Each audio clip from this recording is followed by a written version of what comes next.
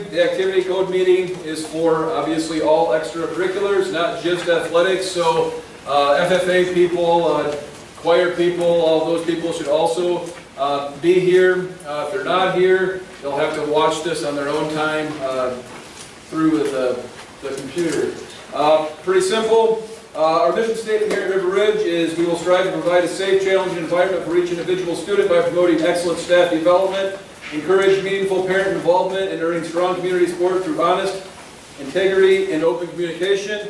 The big thing is I like to communicate with people. I really like to emphasize that. I'll talk to anybody. Catch me at a football game, catch me at a basketball game, catch me in the hallway here at school, give me a call. Open to talking to everybody. If anything's bothering you, or if you just have questions, hit me up. I'll get back to you if I'm not immediately available. The philosophy that we have here at River Ridge is we want to display a high standard of social behavior at all times, display of outstanding sportsmanship, display proper respect for those in authority, including teachers, coaches, and officials, display of real spirit, cooperation, appropriate dress when attending an activity or school, using language which is socially acceptable, profanity will not be tolerated on or off the field, gym, or school facility. Going in, talking about the activities that are affected by the co-curricular code, touched on a few of those right away, but pretty much if you are involved in any extracurricular here at school, that means that you need to be in good standing with our co-curricular code. Read the list. It is what it is. Spanish Club, Student Council, Show Choir, Triple Trio, Yearbook, Friends Helping Friends, Forensics, FFA, FBLA, Drama. List all of the clubs that we have here at school that will be affected by the co-curricular code. Co-curricular eligibility. Obviously this affects students in grades 9 through 12. As stated, as a freshman and junior, this is mandatory, you have to be here. All students at any grade level must have a signed code form. The athletes, WIA physical card, alternate year card, must meet all eligibility requirements as outlined in the WIA handbook. Supplemental handout covers the majority of the WIA requirements. Some of those items, concussion management, waivers, impact testing of the freshman and junior. Mr. Winkers will talk more in depth about those alternate year cards, and whatever you need get turned in before football starts or volleyball starts. I know that he's got a nice spreadsheet over there, and there'll be some forms that you'll have to fill out before you take off tonight. Academic eligibility. Anytime grade-wise that you have one failing grade reported at quarter, you'll be ineligible for a certain amount of days, which is 15 school days. If you have a GPA at the end of the quarter of a 1.5 GPA or less, you'll also be ineligible for 15 days or until your grades are obviously in good standing, but no shorter than the 15 days. Fourth quarter, so those students that failed, juniors, if you failed any course at the end of your sophomore year, or you'd already know if you're eligible or ineligible. Those dates are already set for you guys to become eligible. Mr. Winkers has a pretty good record of that. So fourth quarter, that's a little different than normally throughout the school year. Training and eligibility rules.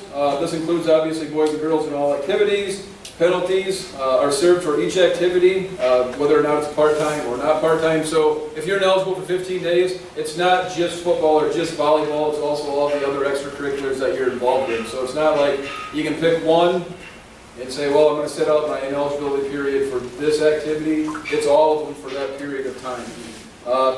Violation, penalty, and appeal procedure are explained at the time that the student is given their, ineligibility. Whether it's a code violation or whether it's an academic violation. Just because we're not in school doesn't mean that you don't have to follow the code. The code is 12 months or year-round. Standards of the conduct of violations. Number 1, use, possession, buying, or selling of alcohol or hosting a party where alcohol or other illegal substances are served. Use, possession, buying, or selling of controlled substances, street drugs, and performance-enhancing substances, or hosting a party where those are present. Use of prescription drugs not prescribed to the user that it's intended for. Number 3, possession or use of any type of tobacco, attendance at any gathering or a party at which there is any illegal activity going on, Obviously, we like to operate under the parameters of common sense. There is some exceptions, but few at that. So make sure that, like I said, going back to communication, communication will always be key in almost all of this. Standards of conduct, number 5. Offenses including theft, vandalism, or disorderly conduct, verbal, physical, or sexual harassment of another student, school employee, or school representative, chronic, unexcused absences, tardiness, or leaving the school without clearance, any unlawful non-felony action. Number 6, all students who conduct him or herself in a fashion that violates school rules according to the student handbook will serve a penalty deemed appropriate by the athletic director, administration, head coach, or advisor. Reporting procedures. Violations may be reported by administrators, faculty, parents, law enforcement, or any other non-student adult. Any such report must be received within 30 days from the supposed occurrence of the violation. So that's how we take the complaints here at the school, is an adult has to report it, and we will obviously start to look into it with the co-curricular committee. It has to be assigned and dated on the report, not just an anonymous, well, this person is involved with this. Okay. Attendance requirements. Students must be in school a full day of a contest or event unless excused for dental, doctor appointment, funeral, or administrative permission. Students are expected to be in attendance the day after a Monday through Thursday event or contest unless excused for dental, doctor appointment, funeral, or have administration permission. So if the bus gets home at 11 o'clock, I get it, we're going to be tired, but the expectations are is you still show up for school the next day. Many of you sitting in attendance that are juniors, you're going to say, well, I think that I've missed days. The big thing is I get a lot of calls, and I love those calls because it means that there's not going to be any surprises at the end. Give me the calls before you're gone. We'll talk about it. We'll figure out whether it's going to be excused or not excused. Most of the time, as long as it's communicated before you just are gone or forget to show up, most of the time we're able to work something out. But the expectations are is stay in school for the entire day, be at school the next day following a contest. The top bullet comes up a lot where students will be homesick and they'll say, well, I'm going to come in at what time so I can still perform in the activity or athletic event. No, if you're sick in the morning, just stay home. Unless you're going to a doctor and a note. You can't do it for a full day. You're just not going to be eligible unless you have one of those listed reasons. Right. So,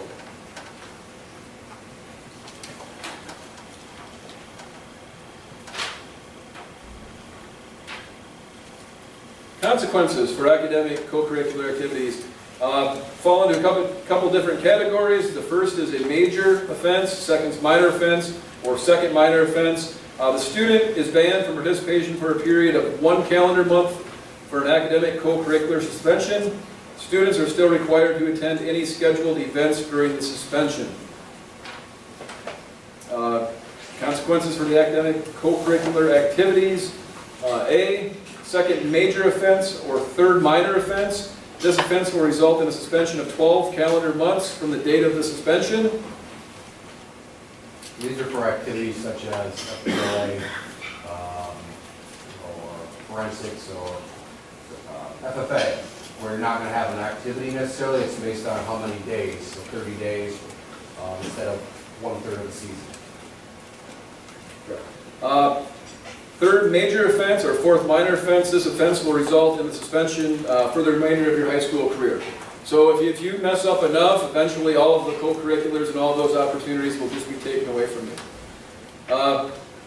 Consequences for co-curricular activities. Athletes are required to attend practice and attend any scheduled events during the suspension period. So just because you can't go out and compete on a Friday night or a Tuesday night, you're still expected to be at every practice, every lift, meet all the expectations that those who are still eligible would meet.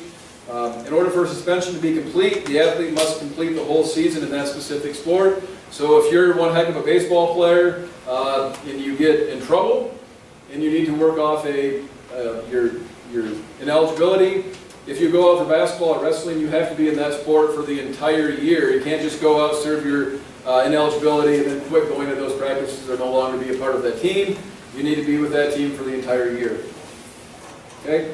Length of suspensions are determined by multiplying the number of regularly scheduled events by the percentage of of the season, which is 1 game suspended. This number will be rounded up. If a fraction of a game, Mr. Winkers, do you want to explain that a little bit better? So in football, there's 9 games. So 9 games, so you're gonna be, let's say it's the third of the season, is the first major violation, so that'd be 3 games. If it's baseball, we play 22 games, that'd be 7 and a third, so we'd round up to 8. Okay. Major violations. This is obviously continued. Am I in the right spot?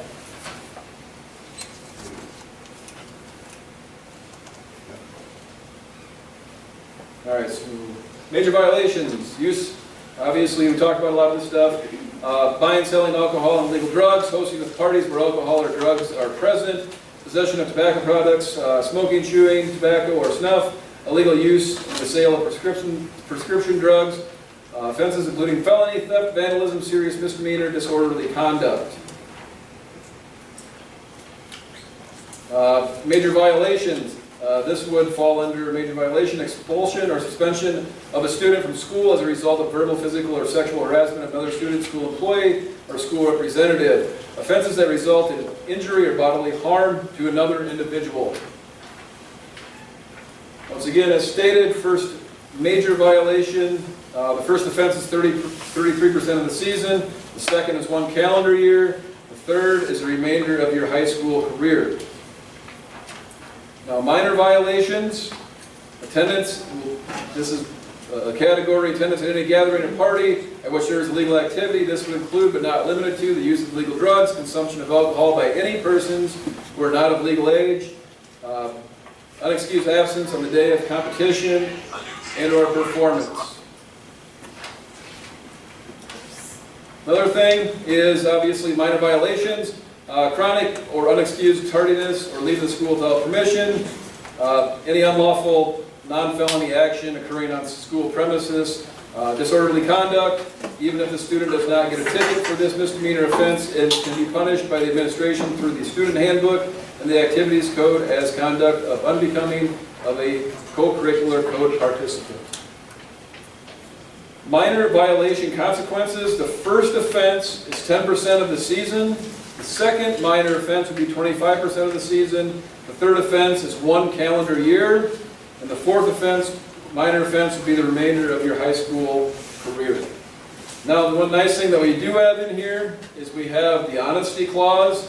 This is for the first offense or the first time that you maybe get in trouble, but you need to self-refer by 10 o'clock the next working day on any infraction. You can report to any administration or the athletic director, and that honesty clause would obviously go into effect. The reduced penalty, which is good for obviously just one time, if it's a minor offense and you self-report, you won't have any penalty at all. If it's a major offense and you self-report, it'll go from 33% of the season down to 23% of the season. Then obviously the offense will still exist if the second one occurs. So for example, if you have a minor offense and you use the honesty clause, that minor offense will still be there if you get in trouble again. Okay? So we give you kind of a one-time, break when it comes to self-referring, and then obviously after that, you'll just have to follow the code to what it says. Coaches and advisors protocol, non-compliance with their curfew, grooming, or bus travel, unexcused absences or tardinesses to practices or events, violation of the coach's rules or disrespect to the head coach, assistants, and advisors, any action a coach or advisor determines to be inappropriate behavior. One thing that I will say is kind of overarching, we have the co-curricular code that stands obviously by every sport. Every sport has to at least meet those requirements. Any coach has the ability to have stricter requirements of their athletes or participants that they're responsible for. So even if the coach has different, rules in what the co-curricular code is that are more stringent, make sure you're following those coaches or those advisors' rules, because obviously what the coach determines or the advisor determines, that will stand. So make sure that you're reading all the coaches and advisors' rules and expectations, and everything should be fine. Co-curricular appeals process. A student or parent guardian may appeal the initial decision made by the code committee. in writing within 5 school days of the committee's decision. If the committee agrees to an appeal, the appeal will go back to the original code committee. When we do this, students must be present at the appeal. We don't want to do this a lot, but it does happen. And appeals are filed, and we talk them through, and we figure out and maybe dive in if we have more information to figure out some stuff. But that's your guys' right as parents and students. If you are, levied something that you feel is unfair, and you'd like to appeal that, by all means, you have the right to appeal that.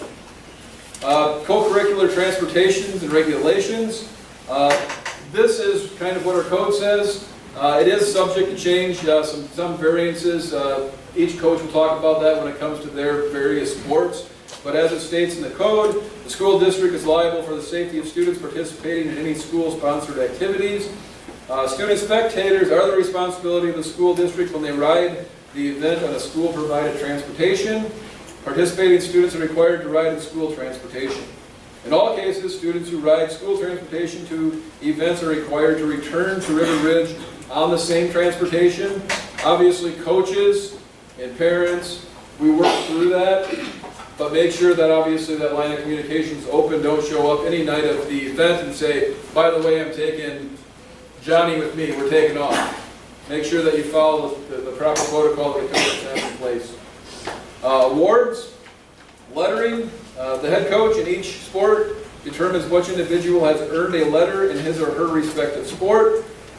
Seniors, juniors, when you get to be seniors, the senior boy or girl must letter in at least one athletic co-curricular during their senior year to be eligible to receive the plaque at the senior banquet, correct? That's where they get handed out.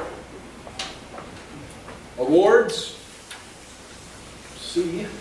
Postseason awards. Co-curricular violations during the season will make the athlete ineligible for postseason awards during that season. So if you are an all-state hitter or something on the volleyball team, and within that season you have a major violation of something, the coaches will not be allowed to nominate you for any all-conference or all-state awards. So if you get, obviously, or you found guilty of violating the co-curricular code, don't expect any postseason accolades that come with that. Any violations after the All-Star Game selection will prohibit the athlete from participating in the event. So this summer, for example, obviously boys and girls, I don't know if volleyball did it, but basketball did it, boys and girls, they had an All-Star Game. If you would ever be in violation of that, even though the event takes place in the summer, you would still be ineligible for that. And